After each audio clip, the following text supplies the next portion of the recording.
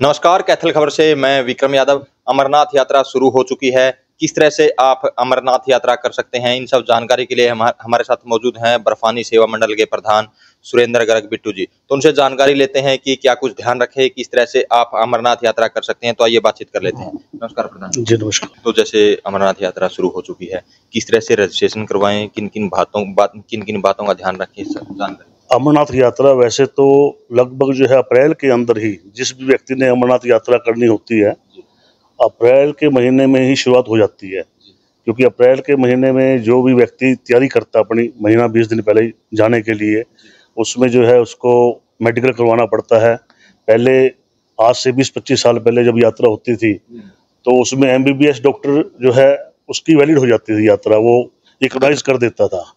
लेकिन अब shrine board ने जो है वो सिस्टम बदल दिया है। सन 2007 में अमरनाथ यात्रा पर श्री अमरनाथ श्राइन बोर्ड बनाया गया। उससे पहले ये दशनामी अखाड़े के अंडर में यात्रा चलती थी और जेके टूरिज्म इसको यात्रा को चलाता था। अब जो है जितने भी ऑल ओवर इंडिया सरकारी हॉस्पिटल हैं, वहाँ पर अमरनाथ यात्रियों को जाने के लिए अपना फार्म जमा करवाना पड़ता है। वहाँ पर सिंपल सी 2-3 जो जुड़ी बातें हैं डॉक्टर की, जैसे भी वो डॉक्टर हड्डियों वाले डॉक्टर उठक बैठक करा करके देखते हैं, एक ईसीजी को चेक करते हैं और बीपी वगैरह चेक करते हैं। उसके बाद फिर वो ओके का उनको मेडिकल सर्टिफिकेट दे देते हैं यात्रा के लिए, भी आप वैलिड हो। वही मेडिकल हो सभी हॉस्पिटल सरकारी हॉस्पिटल में होता है। तो सबसे पहले रजिस्ट्रेशन का बताइए कि कब से कब यात्रा चलेगी, कब से कब रजिस्ट्रेशन। अभी रजिस्ट्रेशन शुरू हो गया था अप्रैल महीने में ही, और अप्रैल से लगातार रजिस्ट्रेशन चल रहा है और ऑनलाइन रजिस्ट्रेशन भी इस समय हो रहा है। लेकिन ऑनलाइन में क्या है, भी इस समय 1 महीने तक की बुकिंग हो चुकी है पूरे भारत में। लाखों यात्रियों ने अमरनाथ यात्रा की रजिस्ट्रेशन करवा चुके हैं। अगर कोई यात्री अभी जाना चाहता है तो उसके लिए श्री अमरनाथ श्राइन बोर्ड ने जम्मू में और श्रीनगर में अपने यात्रियों के लिए एक स्पेशल कैंप लगाया है। जम्मू में भगवती नगर के अंदर कोई भी यात्री रात को जाएगा तो वहाँ विश्राम करने के बाद सुबह वो अपना मेडिकल करा करके यात्रा पर जा सकता है। ऐसे ही श्रीनगर में पंठा चौक है, पंठा चौक पे श्री अमरनाथ श्राइन बोर्ड का बहुत बड़ा गेस्ट हाउस है, वहाँ पर भी तत्काल रजिस्ट्रेशन की व्यवस्था की गई है। तो क्या कुछ सामान साथ लेकर के जाएं जो यात्री जो मतलब श्रद्धालु यात्रा करना चाहते हैं। मैं तो अमरनाथ यात्रियों से यही अपील करता हूँ कि मैं वर्ष 1986 से अमरनाथ यात्रा पर जा रहा हूँ। मैं थोड़ा सा बताना चाहता हूँ भी, लगभग मुझे 40 साल हो गए अमरनाथ यात्रा पर जाते हुए। पहली बार जब मैं श्रीनगर घूमने के लिए गया तो किसी ने मुझे बताया, वहाँ के लोकल लोगों ने, भी यहाँ पर आपके जो है मोमडन लोग होते थे वहाँ पर, भाई आपके यहाँ ईष्ट जो है भगवान शिव का बर्फ़ का शिवलिंग बनता है। तो मैं फर्स्ट टाइम में दोमेल बाल्टा रूट से जब अमरनाथ यात्रा पर बस में बैठ के गया तो वहाँ जब लोकल यात्रा करने लगे तो उस समय वहाँ कोई लंगर नहीं लगता था। वहाँ पर एक ज्ञानगिरी जी की धर्मशाला थी और वो वहीं बैठ के थोड़ा थोड़ा लोगों को हलवा पूरी की सेवा कर रहे थे। तो हमें नहीं मालूम था, जो मैं था मेरे मित्र थे, भाई भोलेनाथ हमारे को बुला रहे हैं, भाई अपने दरबार में बुला रहे हैं और हमारी अपनी ड्यूटी लगा रहे हैं। तो फर्स्ट टाइम दर्शन किए 1986 में। उसके बाद जो हम दर्शनों के लिए जाते थे, 88 में बहुत बड़ा कर्फ्यू लगा हुआ था पूरे भारत के अंदर जो है। तो जम्मू कश्मीर भी जो है उग्रवाद में उसकी आग में जल रहा था। तो हमें बड़ा मुश्किल होता था रात को। चुपचाप हम जो है पहलगाम गए तो पहलगाम पूरा बंद था, तो वहाँ हमारे लिए खाने पीने की कोई व्यवस्था नहीं थी। और वहाँ के जो लोकल लोग थे, पहलगाम के जो लोग हैं, वही लोग ऊपर जो है बकरवाल, चंदनवाड़ी में, शेषनाग में, पंचतरणी में और 4-5 जो बाबा अमरनाथ जी के स्टॉप है।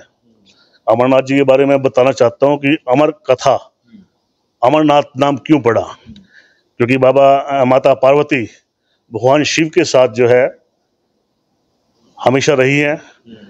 तो भगवान शंकर के गले में मुंडों की माला भगवान शंकर पहनते थे।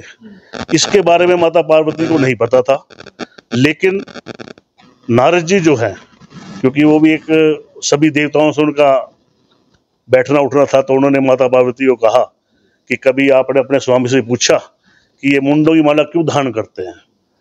तो उन्होंने कहा, नहीं मैंने तो आज तक नहीं पूछा। कभी आप अपने पति देव से स्वामी से पूछें भाई आप ये मुंडों की माला क्यों धारण करते हैं। तो पार्वती को जिद हो गई। पार्वती जब मुंडों की माला के लिए उन्होंने पूछा भोलेनाथ से भी आप बताएं भी ये मुंड आप क्यों धारण करते हैं, तो उन्होंने मना किया। लेकिन बार बार जिद करने के बाद तो भगवान शंकर को बताना पड़ा। भगवान शंकर ने कहा कि माता पार्वती भाई आप जो देवी हर साल जन्म लेती हो और पैदा होती हो और मर जाती हो, और मैं अजर अमर हूँ, और आपने अब तक जो है 108 बार जो है आपने धारण कर लिए शरीर, और वो आपका शरीर जो है समाप्त हो जाता है। तो पार्वती माता ने पूछा भी ऐसा क्यों, भाई आप अजर अमर हो और मैं बार बार जन्म लेती हूँ और मरती हूँ। तो बोला, इस सृष्टि का नियम है कि इस सृष्टि का जो भी आया है वो जाएगा।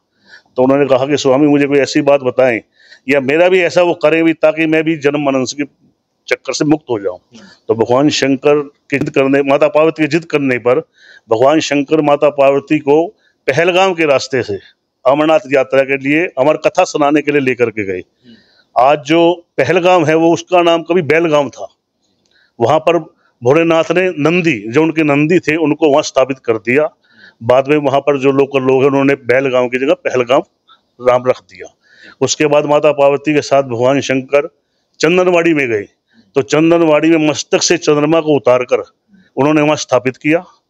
उसके बाद अगले जो पड़ाव था वो शेषनाग झील है, बहुत बड़ी झील बनी हुई है। और कभी कभी नाग पंचमी के दिन, श्रावण की नाग पंचमी के दिन, हम जब शुरू में जाते थे तो बड़ा आंधी तूफान आ जाता था और रात के समय हमें ऐसा लगता था भी जैसे हमारे सामने जो शेषनाग का आभास हो रहा है। तो वहाँ बहुत बड़ी शेषनाग की झील है। तो भोलेनाथ ने वहाँ पर अपने शेषनाग को स्थापित किया झील के अंदर। उसके बाद पंचतरणी में गए। पंचतरणी में भगवान शंकर ने पंच तत्वों का त्याग अपने शरीर का कर दिया, क्योंकि अमर कथा जो सुनानी थी, भाई अगर सभी सुनेंगे तो सभी अमर हो जाएंगे, सृष्टि का नियम बदल जाएगा। तो भगवान शंकर ने वहाँ पंच तत्वों का त्याग करके उसके बाद अमर कथा अमर गुफा पर जाकर के सुनाई। तो ये एक पड़ाव है जो प्राचीन पड़ाव है। लेकिन आज क्या है भाई, हमारा आधुनिक युग है और यात्रियों के पास इतना समय भी नहीं है। तो गवर्नमेंट ने, श्री अमरनाथ श्राइन बोर्ड ने एक दूसरा रास्ता, बालटाल का रास्ता बना दिया है, जहां पर आप डायरेक्ट जो है सीधा आप गुफा पर जा सकते हो। लेकिन ये जो चीजें हैं, ये चीजें आपको अमरनाथ जाते हुए, पहलगाम जाते हुए रास्ते में देखने को नहीं मिलेंगी। तो किन किन बातों का ध्यान रखें जैसे यात्रा करते समय? मैं अमरनाथ यात्रियों से यही निवेदन करता हूँ कि आप, क्योंकि हमने वहाँ देखा है, मोस्टली अगर कभी ट्रेजेडी होती है तो यंग के साथ ट्रेजेडी होती है। क्योंकि जो बुजुर्ग लोग तो अपना पूरी सेफ्टी रखते हैं शरीर की, लेकिन यंग लोग जो है उसमें जवानी के पहरे के अंदर जो है कपड़े नहीं पहनते हैं और वो यात्रा पर ऐसे निकल जाते हैं। लेकिन वहाँ पर ऊपर क्या है, मौसम का कोई भरोसा नहीं है, कब मौसम खराब हो जाए, कब ठीक हो जाए। आपने गर्म कपड़े पहने हुए हैं और आपके पास कोई उसको रखने के लिए कोई विंड शीटर नहीं है, कोई बरसाती नहीं है, वो कपड़े गीले हो जाएंगे। तो वहाँ का जो मॉइस्चर्स है वो वहाँ के लोग नहीं संभाल पाएगा यात्री। तो उस दौरान जो है वहाँ पर भी ट्रेजेडी होती है। तो मैं अमरनाथ यात्रियों से ये कहूँगा, जो भी व्यक्ति, जो भी यंग एज और जो भी बुजुर्ग हैं, जाएं, अपने साथ गर्म कपड़े, हल्की फुल्की कुछ दवाइयाँ और साथ में बरसाती और साथ में जो है बैटरी और हल्की फुल्की खाने की थोड़ी बहुत चीज़ें हल्की अपने साथ लेकर के जाएं। तो जैसे कैथल का भंडारा लगता है, इस बार भी लगा हुआ है? हाँ जी, इस बार भी कैथल का भंडारा लगा। कहाँ स्थान पे? इस बार हमारा भंडारा जो है लगभग पिछले 5 वर्षों से दोमेल रूट पर बालटाल में भंडारा लग रहा है। हमने लगभग 25 साल जो है चंदनवाड़ी में भंडारा लगाया। वर्ष 1995 में जब पहला भंडारा चंदनवाड़ी में लगाया तो वहाँ के गवर्नर केवी कृष्ण राव जी आए हमारे लंगर में। उस समय मैं वहाँ लंगर में ही था, तो उनको बड़ा अच्छा लगा। चंदनवाड़ी में उस समय कोई लंगर नहीं लगता था, तो वहाँ से हमें प्रेरणा मिली। उसके बाद लगातार हम लंगर लगाते रहे। तो अब पूरे भारतवर्ष में 2019-21 में या 19 में कोरोना महामारी फैली थी। उस कोरोना महामारी में हमें श्री अमरनाथ श्राइन बोर्ड ने बुलाया भी, आप अमरनाथ यात्रा पर जो है बालटाल दोमेल रूट पर आएँ, क्योंकि यात्रियों की जो इच्छा है, यात्री हर साल भोले बाबा के दर्शन करना चाहते थे, लेकिन वहाँ पर लाइव दर्शन की व्यवस्था नहीं थी। तो श्राइन बोर्ड ने सोचा अभी चलो भाई, कोरोना महामारी पूरे भारत में फैली हुई है, भाई इस साल जो हम जो लोगों को भाई यहाँ ना आने की बजाय उनको डायरेक्ट जो है लाइव दर्शन कराएंगे। उसके लिए वहाँ पर उनकी सिक्योरिटी पॉइंट थी, CRPF, BSF, आर्मी, काफ़ी लोगों की जो वहाँ टीम थी, जिन्होंने वहाँ पर सबने एकजुट होकर के अमरनाथ शिव भक्तों को लाइव दर्शन कराए। तो उनकी सेवा के लिए हमारे को बुलाया गया, तो हम गए। हमारे साथ जो हमारे राम जी कैटर्स हैं, वो पिछले 25 वर्षों से 30 वर्षों से हमारा साथ दे रहे हैं। तो हमने उनको कहा भी आपकी टीम जो है जाने के लिए तैयार है, क्योंकि पूरे लगभग लंगर पूरे भारत में 125-150 लंगर लगते हैं, लेकिन उसमें जो है कोई हिम्मत नहीं कर रहा था वहाँ पर लंगर लगाने की। लेकिन हमने श्राइन बोर्ड को कहा कि हम तैयार हैं, और जैसी भी हम सेवा कर पाएंगे हमने करी। और वहाँ हम डर भी गए थे, क्योंकि वहाँ पर जो है जो बीएसएफ के जो लोग थे वो कोरोना पॉजिटिव भी हो गए थे, लेकिन भगवान भोलेनाथ की कृपा से हमारे कुछ नहीं हुआ। वहीं लगता है भंडारा? आज लंगर वहीं लगता है, आज भी भंडारा जो है 18 तारीख को हमारी गाड़ी गई थी, 29 जून से लेकर के 19 अगस्त रक्षाबंधन तक लगातार 2 महीने अमरनाथ यात्रियों की सेवा के लिए बर्फानी सेवा मंडल कैथल की ओर से निःशुल्क भोजन व्यवस्था, ठहरने की व्यवस्था, चिकित्सा की व्यवस्था, और भी अमरनाथ यात्रियों को, कई अमरनाथ यात्री आ जाते हैं, उनको कुछ ना कुछ जो है कोई दिक्कत हो जाती है, उसके लिए भी बर्फानी सेवा मंडल कैथल हरियाणा जो है उनका हार्दिक सहयोग भी करता है, अभिनंदन भी करता है। लगभग 2000 लोग पूरे भारतवर्ष में इस समय हमारी संस्था के साथ जुड़े हुए हैं, जो कि वहाँ पर यात्रा पर आते हैं और वो वहाँ पर सेवा भी करते हैं और दर्शन करके भी जाते हैं। तो ये थी महत्वपूर्ण जानकारी उन यात्रियों के लिए जो अमरनाथ यात्रा करना चाहते हैं। तो इस वीडियो को ज़्यादा से ज़्यादा शेयर करें, लाइक करें, कमेंट करें, ताकि ज़्यादा से ज़्यादा लोगों तक ये मैसेज पहुंच सके।